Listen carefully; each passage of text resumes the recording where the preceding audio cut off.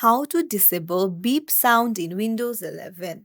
Hey everyone, welcome back to the channel. If you are new here, don't forget to hit the subscribe button and turn on the notification bell to not miss any updates. So, is the beep sound on a Windows 11 annoying you? Then you're in the right place. Let's dive right in. Go to the search option on the taskbar and search for Control Panel and then open it up. Now, once it opens up, look for the sound option here.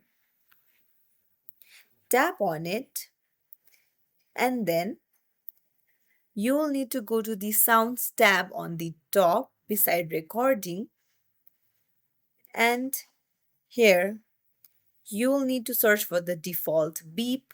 Tap on it and make sure you toggle off the play Windows startup sound and go to the drop down of Windows background, and then you need to scroll up and set it to none and then hit apply.